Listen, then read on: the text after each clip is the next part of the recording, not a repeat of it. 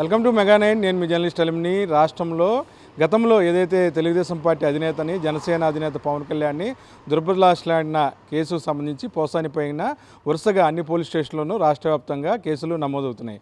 నిన్న నర్సరావుపేట సంబంధించిన పోలీసుల కస్టడీకి కోర్టు అనుమతి ఇవ్వని నేపథ్యంలో అటు కర్నూలు ఏదైతే జైల్లో శిక్ష అనుభవిస్తున్న పోసానికి పీటీ వారెంట్తో విజయవాడ భవానీపురం చెందిన పోలీసులు వెళ్ళటం, ఆయన అక్కడ అదుపులో తీసుకొని ఇటు విజయవాడ తీసుకురావడం కూడాను ఈరోజు చకచక అన్నీ జరిగిపోయాయి.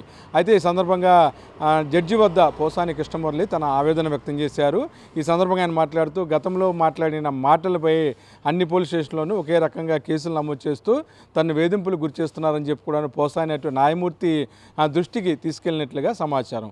అయితే వీటినన్నింటిని కూడా పరిగణలో తీసుకుని ఈ నెల 20 వరకు పోసాని కృష్ణమురళిని రిమాండ్ విధిస్తూ విజయవాడ కోర్టు అటు ఆ పోలీసులకు ఆదేశాలు ఇచ్చింది. ఈ నేపథ్యంలో ఆయన్ని విజయవాడ సబ్ జైలుకి తరలించారు. ఇదే సబ్ జైల్లో వలంనేని వంశీమోహన్ కూడా ఉన్నారన్నట్లుగా తెలుస్తుంది. ఈ నేపథ్యంలో వారిద్దరు కూడాను ఒకే సబ్ జైలుకి తరలించిన నేపథ్యంలో పోలీసులు కట్టుదిట్టమైన భద్రతని ఏర్పాటు చేశారు.